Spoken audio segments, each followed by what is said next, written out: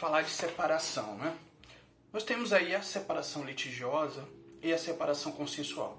Consensual é mais simples, ou seja, todo mundo está de acordo, está tudo decidido, ali você pode decidir sobre partilha de bens, guarda e alimentos também, ou se não houver, né, essas questões, somente sobre a questão da própria separação, sobre a retirada ou continuidade do uso do nome daquele que possa ter adquirido o nome no momento do casamento, né? A separação consensual, ela pode ser feita por meio de acordo judicial, né? Pode ser pedido ao juiz que homologue por sentença um acordo. Para isso precisa de um advogado. Pode ser feito em cartório também, onde também leva-se um acordo judicial e pode ser por meio de advogado e vai ser homologado ali no cartório. Do cartório ele só pode ser feito quando não houver menores, né, no processo, ou seja, se não tiver filhos. E aí pode ser feito em cartório, que é um modo muito simples também. E na maioria dos locais, eu acredito que hoje no país inteiro deva ter os centros de conciliação. Aqui em São Paulo se chama Sejusc. É também possível ser feito lá, não precisa de advogado nesse caso, é feita uma mediação, onde ali se determina os termos para esse divórcio consensual e as partes saem dali com a sentença também homologada por um juiz, com todos os efeitos. Esse é o modo mais simples, né? E também é a separação mais comum, mais tranquila, onde está todo mundo de acordo, então não tem muita briga. A separação litigiosa já é um pouco diferente. Ali é onde tem algum tipo de briga, ou desentendimento, ou discordância. Não precisa ser exatamente uma briga. Mas onde se discorda ali de alguma coisa. Discorda-se da partilha, discorda-se talvez da guarda, dos alimentos, ou simplesmente da própria separação. Porque em alguns casos pode ser que uma das partes não queira se separar. Mas hoje, ninguém é obrigado a ficar com alguém que não queira, né? Então, nesse caso, é necessário sim que se abra um processo, aí é necessário sim que se traga provas, que se constituam advogados, ambas as partes vão precisar de advogados para que haja uma defesa, né? Nesses casos se define aí a guarda, se define alimentos, quando houver menores envolvidos. A separação, hoje, antes, uma coisa bem legal para se falar, antes tinha aquela ideia que, para se separar precisava de um motivo.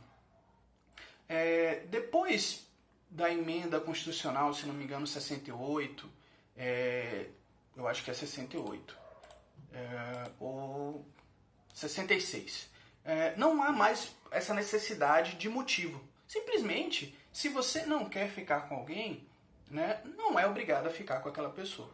Então, não precisa mais do motivo. Algumas pessoas questionam, mas se ele ou ela me trair, vai ser culpa dele, então eu posso pedir divórcio por isso? Pode também, mas não porque esse motivo seja o motivo do divórcio.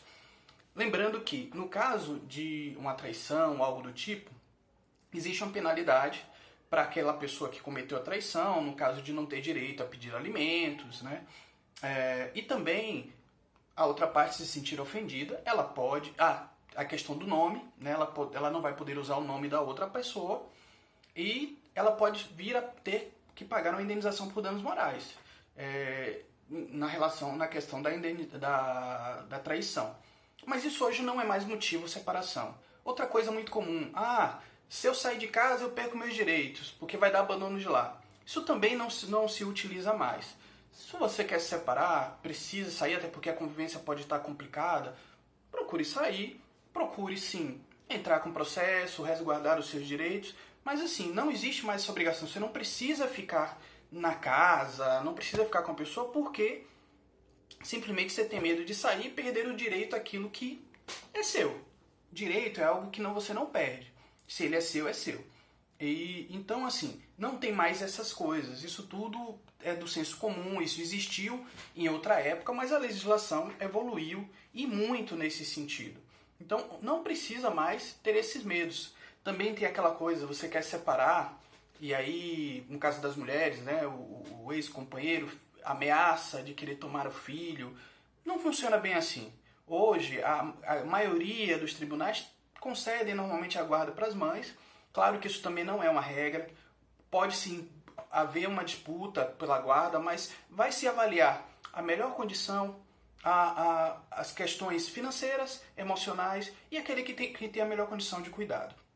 Então, hoje, estar com alguém deve ser porque se gosta, porque vocês têm uma relação. Não porque ou tenha medo de perder patrimônio, ou tenha medo de os filhos serem retirados de você.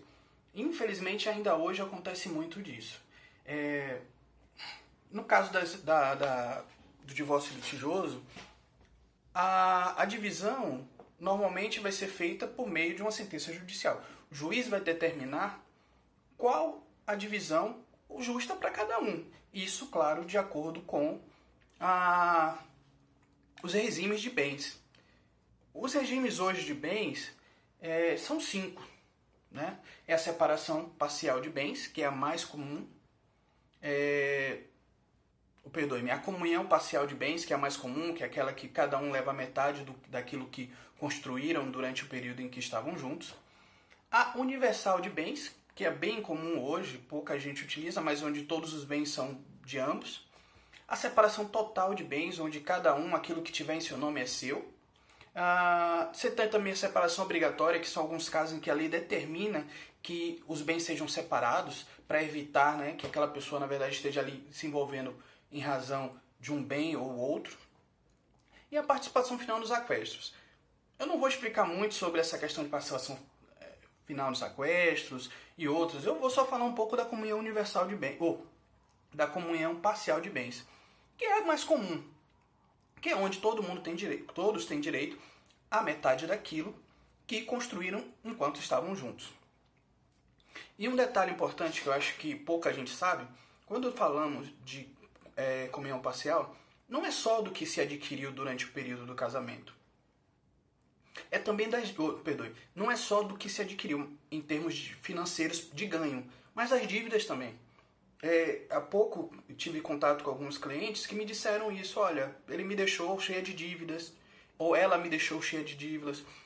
Essas dívidas também são divididas, porque entende-se que foi feita em conjunto. Então não é justo que só um arque com isso, que só um tenha que suportar o peso da dívida. Outra coisa, eu não tenho nada em meu nome, tá tudo em nome dela, tá tudo em nome dele, eu não tenho como provar que eu ajudei. O simples fato do próprio casamento e aquilo ter sido adquirido durante esse período já constitui prova. O que a outra parte pode vir a provar é que você não colaborou em nada. Então ela vai ter que provar que você não colaborou, ou que aquilo ali veio de um outro bem que ela já tinha anteriormente. Essa é a regra padrão. Né? Vou dar uma pausa aqui nesse vídeo, porque senão ele vai ficar muito longo, muito extenso. Talvez eu tenha que dividir, como eu disse, e ir fazendo alguns outros vídeos na semana. Mas só isso do divórcio já me parece que ficou bem longo. E eu vou dar uma pequena pausa nele aqui para que nós possamos continuar.